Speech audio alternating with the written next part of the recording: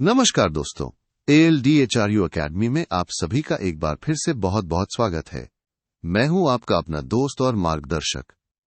आज हम VMOU कोटा के जून 2026 एग्जाम्स के लिए BA प्रोग्राम के सब्जेक्ट कोड PS06 यानी समसामयिक अंतर्राष्ट्रीय संबंध के सबसे महत्वपूर्ण 20 प्रश्नों को कवर करने वाले हैं।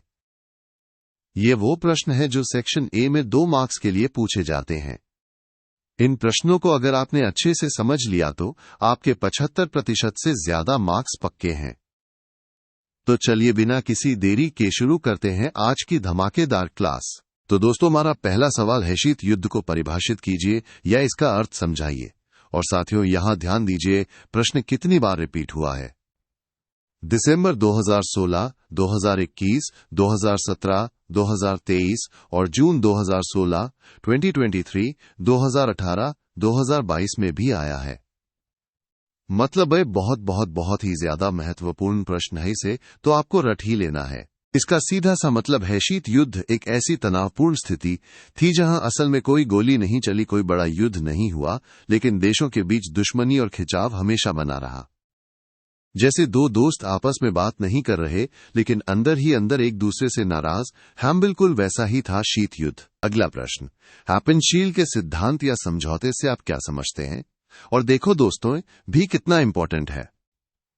दिसंबर 2016, 2018, 2019, 2017, 2023 और जून 2018, 2022 में भी ये सवाल पूछा गया है। मतलब ये भी आपके एग्जाम में आने की पूरी संभावना रखता है। तो साथियों, पंचशील भारत की विदेश नीति के 5 मुख्य सिद्धांत हैं। इसको आप ऐसे समझिए, 5 नियम हैं जिन पर चलकर भारत दूसरे देशों के साथ अपने रिश्ते बनाता है। इनमें सबसे खास है सभी देशों को बराबर समझना और किसी के अंदरूनी मामलों में दखल न देना। बहुत ही आसान है ना? अब बढ़ते हैं हमारे तीसरे सवाल की ओर। वैश्वीकरण को परिभाषित कीजिए और इसके प्रभाव बताइए। अरे वाह, ये भी देखिए, दिसंबर 2016, 2020, 2015 और जून 2018, 2020, 2024 में भी पूछा गया है। ये भी एक बहुत ही महत्वपूर्ण टॉपिक है, इसे भी अच्छे से समझ लेते हैं। वैश्वीकरण का मतलब जब पूरी दुनिया की अर्थव्यवस्थाएं, समाज और संस्कृतियां एक दूसरे से जुड़ने लगती हैं। इसको ऐसे समझो जैसे पूरी दुनिया एक बड़ा गांव बन गई हो। इससे आर्थिक, राजनीतिक और सांस्कृतिक हर तरह के बदलाव आते हैं। ये एक ऐसी प्रक्रिया है जो लगातार चलती रहती है। चलिए अब देखते हैं प्रश्न संख्या 4। फ्रांसिस फुकुयामा के इतिहास का अंत, द एंड ऑफ हिस्ट्री सिद्धांत या विचार से आप क्या समझते हैं? दोस्तों, ये भी कई बार पूछा गया है। दिसंबर 2015, 2020 और जून 2016, 2024, 2017 में भी। ये थोड़ा दार्शनिक सवाल है लेकिन हम इसे आसान भाषा में समझेंगे। फुकुयामा का इतिहास का अंत सिद्धांत कहता है कि उदार लोकतंत्र यानी जहां लोगों को आजादी और अधिकार मिलते हैं, वही मानव समाज के विकास की सबसे बेहतरीन और आखिरी स्टेज है। उनके हिसाब से इसके बाद इंसानियत को और बेहतर कोई सिस्टम नहीं मिलेगा। है ना सोचने वाली बात? 5वां प्रश्न है, अंतर्राष्ट्रीय राजनीति में यथार्थवादी उपागम से आप क्या समझते हैं? ये भी दिसंबर 2016, 2015, 2021, 2020 में रिपीट हुआ है। ये भी बहुत ही महत्वपूर्ण है, खासकर पॉलिटिकल साइंस के स्टूडेंट्स के लिए। यथार्थवादी उपागम ये कहता है कि अंतर्राष्ट्रीय राजनीति में असली चीज शक्ति है। हर देश अपनी ताकत बढ़ाने में लगा रहता है और इसी ताकत के लिए देशों के बीच हमेशा एक संघर्ष चलता रहता है। ये दुनिया को जैसा है वैसा ही देखता है कि जैसा होना चाहिए। दोस्तों, यहां एक बहुत ही जरूरी जानकारी है आपके लिए। अगर आप अपने एग्जाम में 75% से ज्यादा मार्क्स पक्के करना चाहते हैं तो हमारी ये पूरी सब्जेक्ट गाइड PDF फॉर्मेट में अभी डाउनलोड कर लीजिए। इसमें आपको ऐसे ही और भी कई महत्वपूर्ण प्रश्न और उनके आसान जवाब मिलेंगे।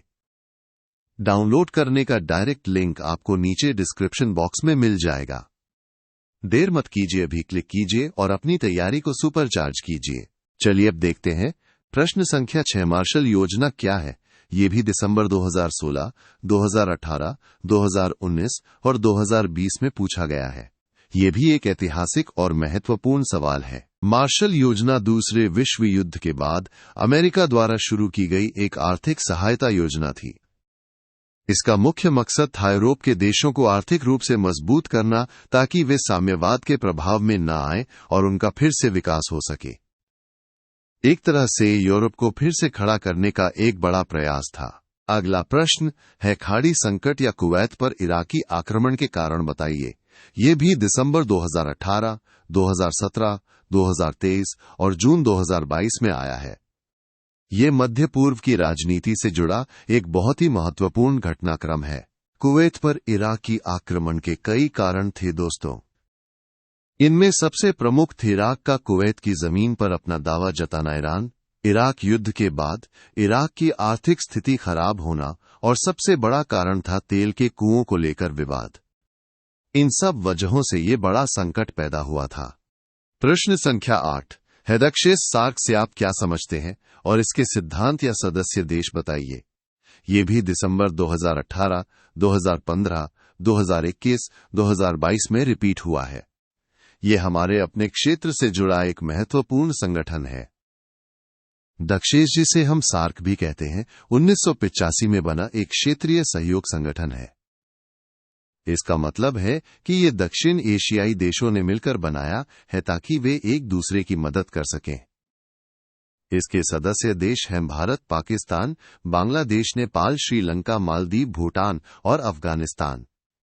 याद रखिएगा, ये सभी हमारे पड़ोसी देश हैं। अब आते हैं प्रश्न संख्या 9 पर टू मैन सिद्धांत से आप क्या समझते हैं। दोस्तों, ये भी दिसंबर 2023 और जून 2017, 2016, 2018 में पूछा गया है। ये भी शीत युद्ध के समय की एक महत्वपूर्ण अमेरिकी नीति थी। टू मैन सिद्धांत ये कहता था कि अमेरिका को उन सभी देशों की मदद करनी चाहिए जो किसी बाहरी या अंदरूनी ताकत के दबाव में आने से मना कर रहे हैं। इसका सीधा सा मतलब था सोवियत संघ के बढ़ते प्रभाव को रोकना और उन देशों को सपोर्ट करना जो साम्यवाद के खिलाफ थे। बहुत ही सीधी बात है ना। प्रश्न संख्या 10 है तृतीय विश्व की अवधारणा से आप क्या समझते हैं। ये भी दिसंबर 2020 और जून 2017, 2024, 2018 में पूछा गया है। ये भी एक बहुत ही कॉमन और जरूरी टर्म है जो आपको पता होनी चाहिए। तीसरी दुनिया में वो देश आते हैं जो शीत युद्ध के दौरान न तो अमेरिका वाले गुट में थे और न ही सोवियत संघ वाले गुट में। इनमें ज्यादातर वो देश थे जो अभी अभी आजाद हुए थे और विकासशील थे।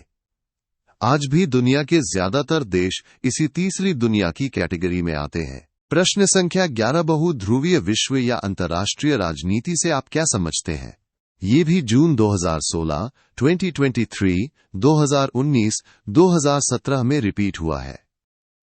ये भी अंतर्राष्ट्रीय संबंधों को समझने के लिए एक महत्वपूर्ण अवधारणा है। बहुध्रुवीय विश्व का मतलब है जब अंतर्राष्ट्रीय राजनीति में ताकत किसी एक या दो देशों के हाथ में नहीं होती बल्कि कई देशों या शक्ति केंद्रों के बीच बंटी होती है। जैसे आज की दुनिया में अमेरिका, चीन, रूस, यूरोपीय संघ जैसे कई ताकतवर खिलाड़ी हैं। इन्हीं की आपसी समझ और समीकरण से दुनिया की राजनीति चलती है। प्रश्न संख्या 12 है आतंकवाद को परिभाषित कीजिए या इससे आप क्या समझते हैं।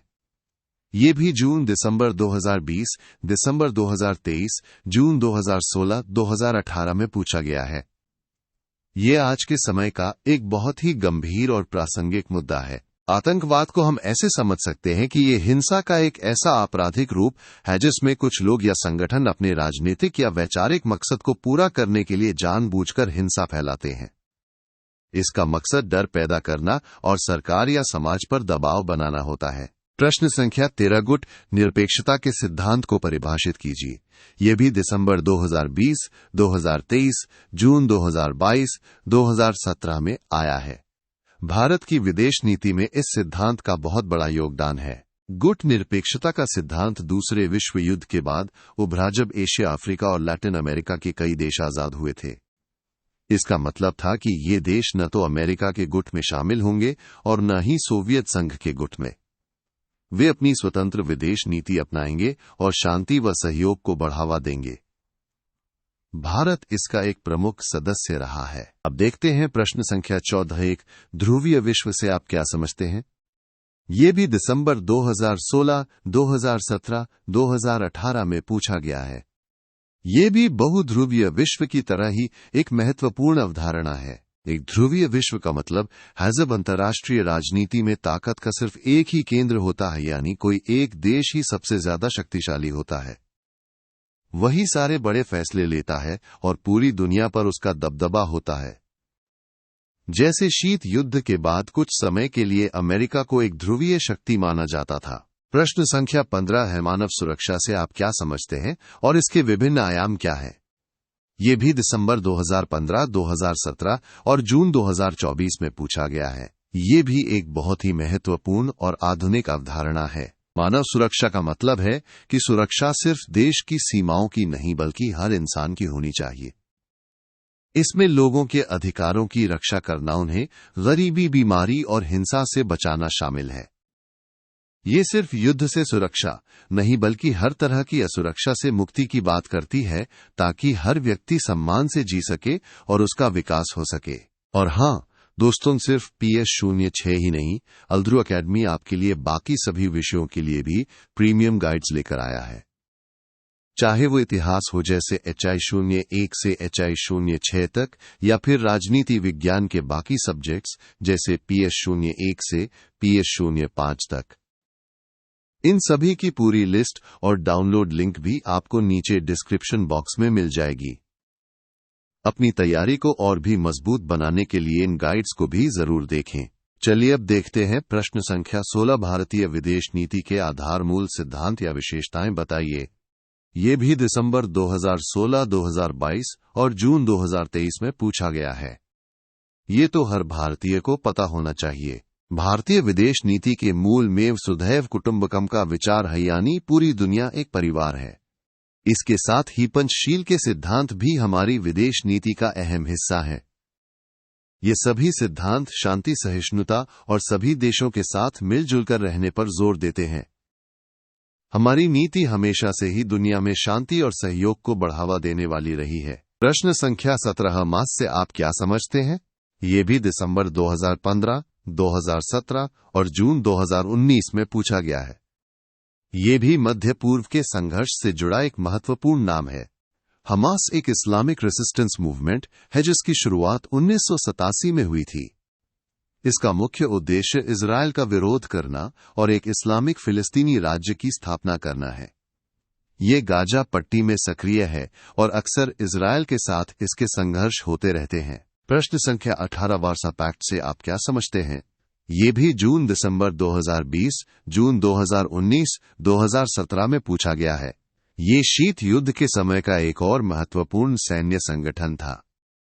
वार्सा पैक्ट 1955 में सोवियत संघ और उसके पूर्वी यूरोपीय सहयोगी देशों ने मिलकर बनाया था। ये एक सैन्य गठबंधन था जो अमेरिका के नाटो संगठन के जवाब में बनाया गया था। शीत युद्ध के दौरान ये दोनों गुट एक दूसरे के खिलाफ खड़े थे। प्रश्न संख्या 19 है, अंतर्राष्ट्रीय राजनीति या संबंधों में आदर्शवादी उपागम से आप क्या समझते हैं?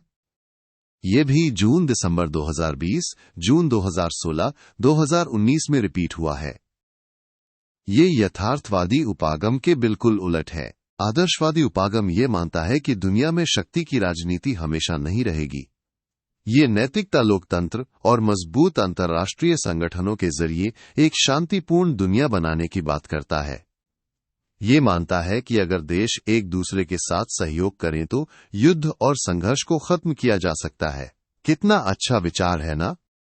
और अब हमारा आखिरी और 20वां प्रश्न है, सोवियत संघ के विघटन या पतन के कारण बताइए। ये भी दिसंबर 2016 और जून 2017 में पूछा गया है। ये 20वीं सदी की एक बहुत बड़ी ऐतिहासिक घटना थी। सोवियत संघ के टूटने के कई बड़े कारण थे दोस्तों।